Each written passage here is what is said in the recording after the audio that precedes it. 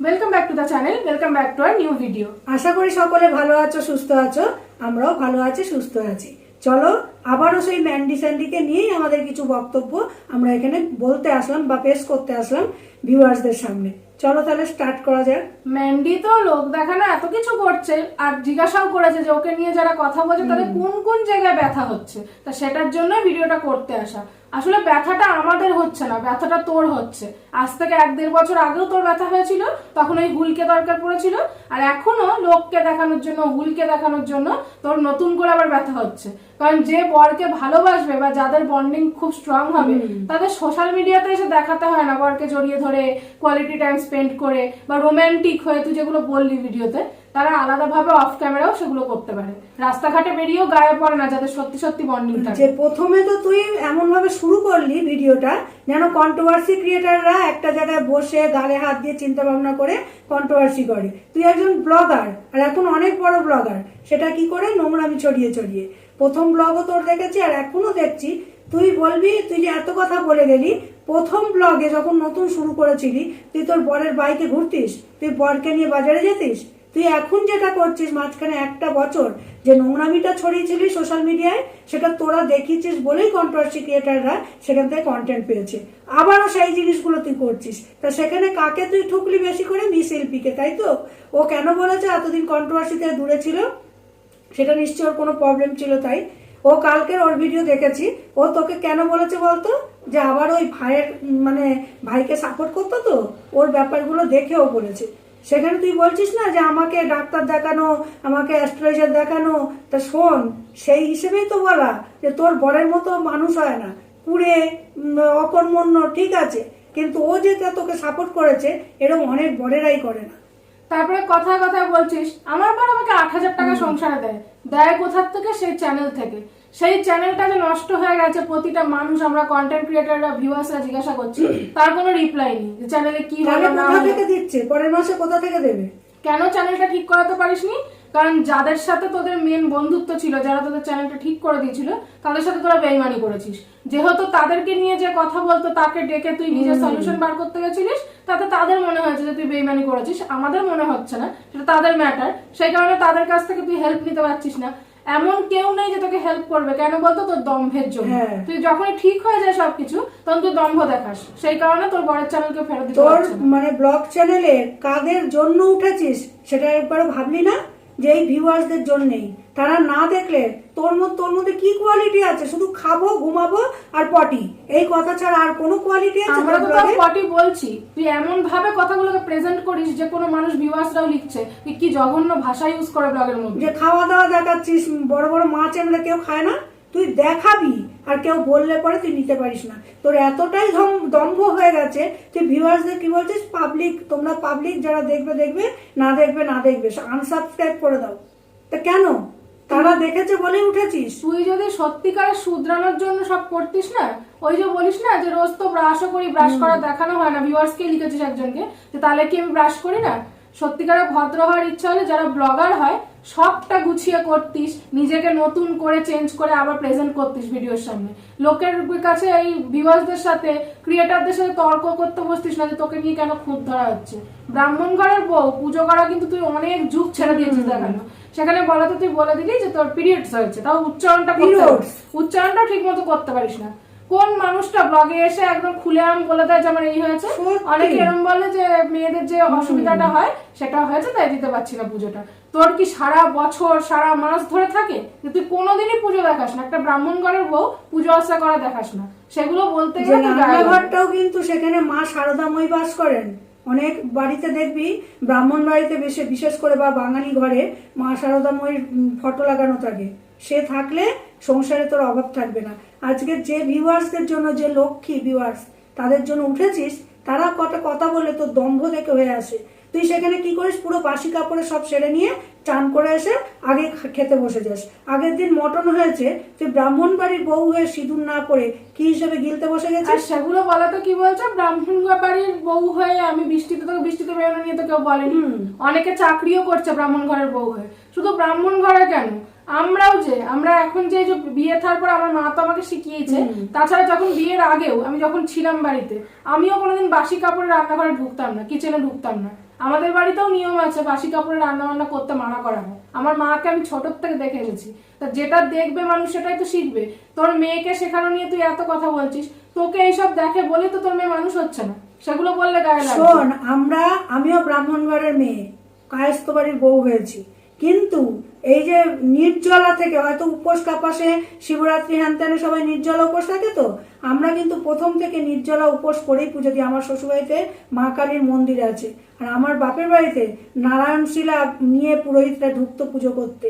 আর সেখানে আমার মেয়ে ও এই বয়স থেকেই নির্জলা থেকে পুজো দিয়ে তবে চাটা এতটাই মন। হয়তো অনেকে বলবে যে লোক দেখানো না, আমি তো ব্লগ করতাম, আমরা কিন্তু দেখাই না, আমরা দেখাইও না সেটা। আজকে তোর কথার পরিপ্রেক্ষিতে কথাটা বললাম। যে আমার মা আমাকে বলতো যে একটা বাচ্চা মেয়ে হয়, আমি আমার মেয়েকে যেভাবে পুজো আশ্রা দেখে, এমনকি আমাকে সবাই বলেছে, আমাকে যারা চেনে, যে আমি দোকানে যদি গঙ্গা জল কিনতে যেতাম বা আমি যদি গুছিয়ে কিছু নিয়ে আসতাম, আমাকে বলতো এই বয়সের মেয়েদের দেখি না এত আগ্রহ।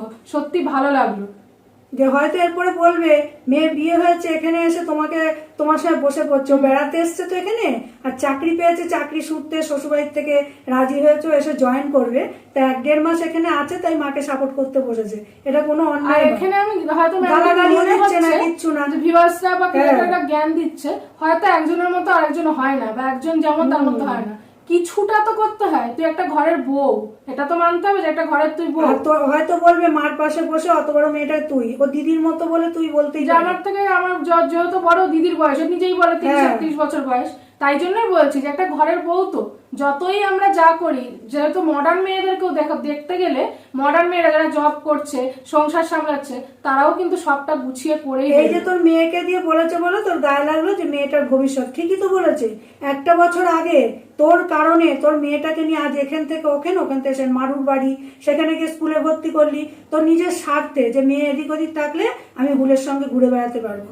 তোকে এখন কথাগুলো তুলতে গেলে তোর গায়ে লাগলে তো হবে না। তুই সোশ্যাল মিডিয়ায় কেন কেচ্ছা ছড়িয়েছিস? আর বলছিস মায়ের থেকে মাসির দরদ বেশি, তাহলে তুই কেন এসে বললি যে সুতোপাদির জন্য ডিপ্রেশনে গেছে? তখনও তো তারা মানুষ বলতে পারে তুই কিন্তু সিম্পাথি কার্ড নেওয়ার জন্য করলি, যে তারা সবাই দরদ দেখা। আজকেও কিন্তু তুই পোক করলি যে ওই যে একজন আছে যার সঙ্গে মহাদেব আর লোকনাথের লড়াই, তুই ভগবানের লড়াই লাগাচ্ছিস।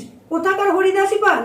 একজন ভিউয়ার্স এটাও লিখেছে যে তোমার হাজবেন্ড যখন সোমবার দিন পুজো করে, সোমবার দিনটা মহাদেবের দিন, তুমি বাসি কাপড়ে রান্নাগুলো কেন করো? তাকে তো নিরামিষ যখন করে দিচ্ছ বরকে রান্না, তাহলে তুমি বাসি কাপড় ছেড়ে তুমি স্নান টান করে করো। কারোর কথা কান দেবো না, কিন্তু ভালো কিছু শেখাতে গেলে গায়ে লেগে যাবে। একদিন এমন হবে না ম্যান্ডি, এখনো শুধরে যা।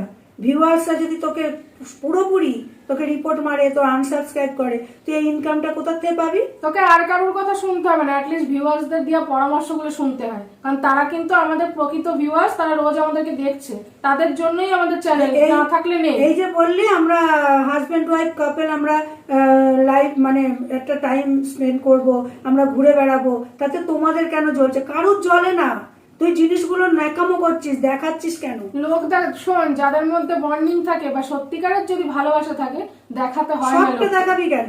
লোক দেখিয়ে ভিডিও করব কেন? এমনিই চলে আসে সেটা ভিডিওর মধ্যে, স্ক্রিপ্টেডও করতে লাগে না।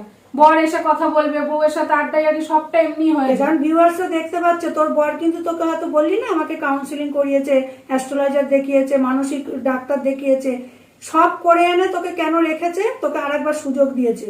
তোর বর বাড়িতে থাকলে তুই এটা ওটা কথা বলে উত্তর দেয়, তোকে পাত্তাই দিচ্ছে। আরো করেছে তুই ওর বাচ্চার মা বলে, কারণ বাচ্চার মা আর বাচ্চা মা ছাড়া থাকতে পারে না, সেই কারণে তার মনে যে আঘাতগুলো লেগেছে সেগুলো কিন্তু ভোলার নয়। ওই জন্য তুই যখন লোক দেখানো কিছু করছিস, তার মুখের হাসিটা দেখলে বোঝা যাচ্ছে ওপর দিয়ে তাকিয়ে ভাবছে ভগবান আমাকে কি দিয়েছো, যে লোক দেখিয়ে করে, এমনি তার মনে কিছু নেই। যে লোককে দেখে তুই পরকে জড়িয়ে ধরছিস, কাঁধে মাথা রাখছিস, মুখ দেখাচ্ছিস, মুখ রাখছিস, সেটা শুধু ভিউয়ার্সদের নয়, তুই হুলকেও জড়াচ্ছিস। হুলকে, সুতোপাদিকে, তার সুতোপাদির হাজবেন্ডের সাথে সুতোপাদির মিল আছে কিনা সে কিন্তু সোশ্যাল মিডিয়াতে লোককে দেখায় না। মিল আছে বলেই তাকে সবকিছুতে তার হাজবেন্ড সাপোর্ট করছে, সেটাই মেন। তুই যে অসভ্যতামিগুলো করিস সেগুলো বন্ধ কর। তুই যে এই যে এখানে এখন এসে নতুন করে নাটক করতে বসেছিস, 1 বছরের ঘটনা কেন ভুলে যাবে লোকে? তুই বলছিস অতীত থেকে আমরা বর্তমানে, অবশ্যই। তাহলে তুই যে যা বলুক, তুই তাদের কথার উত্তর দিলে তোকে কেউ ছেড়ে দেবে না। তো এই যে বলছিস ভিডিও ভদ্রবাড়ির শিক্ষিত বউরা এইভাবে টোন্ট কাটলি, ভদ্রবাড়ির শিক্ষিত বউরা প্রথমত তো তোর মতো সোশ্যাল মিডিয়ায় ছড়াতে আসেনি। স্বামী সংসার বাচ্চা ছেড়ে পরকিয়া করবে না। দ্বিতীয় কথা, যদি কারোর কোনো ভুল হয়ও জীবনে, তোর মতো সোশ্যাল মিডিয়াতে সেটা রেখে টাকা কামাবে না। সেখানে তোর বলা সাজে না যে ভদ্রবাড়ির শিক্ষিত বউরা কেন বলছে। সেখানে তুই টোন্ট মেরে কিন্তু এগুলো কিছু বোঝাতে পারবি না, উল্টো আবারও তুই কন্ট্রোভার্সির শিকার হবি, কারণ তুই এইভাবে কথা বলছিস। আজকেও পোক করে গেলি তুই, ভগবানেও লড়াই লাগাচ্ছিস, কারণ যে শিব সেই লোকনাথ সেই সব। সেখানে তোর মূর্খ ওই দিমাগের মধ্যে ওই প্রেম ভালোবাসা ছাড়া আর কিছু ঢুকবে না। পুজোর কথাটা বললি তো যে ব্রাশও করে দেখাই না, তুই তো ভিডিওর মধ্যে তুই সবটা শুট করতেই ভুলে যাস, কারণ সবসময় ঘুম পায় তোর। তুই কিন্তু সবটা বলে নিস যে আমি স্যান্ডিকে এটা দিলাম, মেয়েকে খাওয়ালাম, এই পোশাক করলাম। কোনোবার মুখ থেকে উচ্চারণ করে যে পুজোটা দিয়ে আসলাম, তাই অনেকে ধরেছে যে তুমি এখন নয় অসুস্থ, শরীর খারাপ। মানুষ এইভাবেই বলে তোমার শরীরটা খারাপ, কিন্তু যখন তুমি সুস্থ থাকো তখনও কি পুজোটা দাও? সারা বছরই কি এসব হয় নাকি যেখানে এসে ছুতো দিলি? যে সেটা নিয়ে তোকে ধরে, কারণ তুই নিজের ভিডিওতে শুধু বকেই যাস। স্টার্ট থেকে খাওয়া, ঘুম, পটি, এই ছাড়া স্টার্টিং থেকে এন্ডিং পর্যন্ত তো বক বক, কিন্তু তুই যে কাজগুলো করছিস, যেগুলো বলছিস যে করে এসেছি, সেগুলো শুট করতে ভুলে যাস। এটাই অবাক লাগে, তুই নাকি ব্লগার। আর মেয়েকে তুই কি শেখাবি? মেয়ের সামনে কি বলছিস? ঘুমের দেশে পারি। এটা কাদের বলে? যারা মৃত্যুর মুখে চলে যায়, সেটাকে বলে ঘুমের দেশে পাড়ি দেওয়া। তুই মেয়ে, তাহলে তোর থেকে এগুলো শিখবে। এখন থেকে ভুলভাল জিনিস শিখছে। স্কুলে যখন ধর হুট করে বলে উঠবে, টিচাররা তখন ওকে বলবে ঘুমের দেশে পাড়ি দিয়া বলে না। হ্যাঁ, ঘুম পাচ্ছে আমার প্রচুর, সেটা ঠিক আছে। ঘুমের দেশে পাড়ি দেওয়া কথাটা কিন্তু আলাদা জিনিস। ভালো কিছু শেখা না। তোর মেয়েকে নিয়ে টেনশন কেন হচ্ছে? কারণ বাচ্চা তো, ও বুঝছে না জিনিসগুলো। ও যখন বড় হবে, তোর মতো যদি তোর শিক্ষায় শিক্ষিত হয়, ও তোর মতোই তৈরি হবে। কারণ লাইফটা পুরো বরবাদ যে তোর মতো যদি হয়, কারণ তুই তোর মার খারাপটা দেখেছিলি, তাই জন্য তুই এই লাইনে চলে এসেছিস। ইউনিট টেস্টে ভালো রেজাল্ট করেছে, এত কিছু তো তুই বললি ভিডিওর মধ্যে। কই মেয়ের রেজাল্টটা দেখিয়েছিস, শেয়ার করেছিস? ওগুলো নিয়েই মানুষ কথা বলে। ভালো তো, এখন তাই ভালো রেজাল্ট করলে সেটা যেন লাস্ট অব্দি থাকে। যে ওর ভবিষ্যৎ তোরা মা বাবাই দেখবি, সেটা তোর মানে কিছু কিছু কাজের জন্য। তাই ভিউয়ার্সরা বা ক্রিয়েটাররা বলছিস না কোন কোন জায়গায় ব্যথা ভিউয়ার্সদেরও নয়, ক্রিয়েটারদেরও নয়, তোর ব্যথা।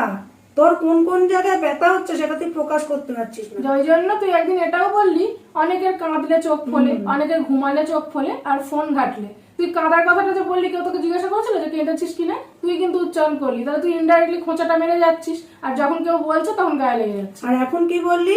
ফুলের কথা দিয়ে ইনডাইরেক্টলি বললি আমার দোষ নয়, ওরটা বলছো না তো যে কে এসেছিল, তুই কেন যাবি? তুই অ্যাকসেপ্ট করেছিস? তুই তো একটা মেয়ের মা, তুই কেন পরের সামনে দিয়ে পর্যন্ত ওর বাইকে বেরিয়ে গেছিস? সত্যি কথা বলতে তোর পর অকর্মণ্য হোক যাই হোক, সত্যি ওর ছেলে পাওয়া মুশকিল। ওর শ্বশুর বাড়ির লোক কোন শ্বশুর বাড়িতে আজকে আমি বলতে বাধ্য হলাম, হয়তো ভিউয়ার্সরা বলবে তুমি ওর সাপোর্টে নয়, ওর সাপোর্টেও বলছি না, ওর বরকে দিয়ে শ্বশুর বাড়িকে দিয়ে বলতে বাধ্য হলো। সত্যি ভালো, কোন শাশুড়ি যেভাবে হেসে কথা বলে ওর সাথে, অন্য কোনো শ্বশুর বাড়ি হলে বাড়ির থেকে বার করে দিত। যে কেন করেনি? যেহেতু ওর টাকায় বাড়িটা হয়েছে তো ও ছাড়বে না। তো বলেছিল সৌভাগ্যকে ঠিক আছে মেয়ের নামে থাকবে, তোকে যেহেতু মেয়ের নামে তুই করেছিস বাড়িটা, তোকেও তো বার করেনি। এখনো তারা তোর সাথে ভালো ব্যবহার করে। যে এটা আশা করিস না যে এখনই হেসে খুদে তোর বর ঘরের মধ্যে তোর সঙ্গে, ও বাইরেটা হেসেছে জোর করে, যে কোনো লোক দেখলেই বুঝবে। আর মাথা নিচু করে খাচ্ছে, কথার উত্তর দিচ্ছে না, চ্যানেলটা চলে গেছে বলে। সেটা স্বীকার কর ভিডিওতে এসে, চ্যানেলটা নেই, হ্যাক হয়ে গেছে। যেরকম মতো তোমার ওই বড় চ্যানেলই হ্যাক করে নিল, কারণ ওই ছেলেটি জানে সব। আর সেগুলো ওদেরকেও ধরাতে গেলে ওদের গায়ে লাগে। যার হাত এরকম, সে কি করে ইয়ে করে, ওই কম্পিউটার ঘুরিয়ে সেখানে টাইপিং তো করতে হয়, তো সেটা কি করে এগুলো ধরাতে গেলে মানুষ খারাপ। তখনই হয়ে যায় এর নামে কেস করবো, ওর নামে কেস করবো। এরা দেখাবে, কিন্তু যখন ছোট ক্রিয়েটাররা কথা বলে তখন এরা নিতে পারে না। কারণ কালকে লাইভটা দেখলে না, মানবাধিকারিণী উনি, একটা শুধু ট্রেলার দেখিয়েছে মুখার্জি ম্যাডাম, তাতেই চলে গেল। আর ওনারই সামনে বসে ওনার যারা যা নয় তা দেখে নিলেন, তো এরপরে আপনাকেও সবাই মিলে ছেঁকে ধরবে। তো এইটুকুনি বলার ছিল আজকে। তো চলো, যদি ভিডিওটা ভালো লাগে লাইক কমেন্ট করো, আর খুব ভালো লাগলে শেয়ার করো। এখানেই এন্ড করছি।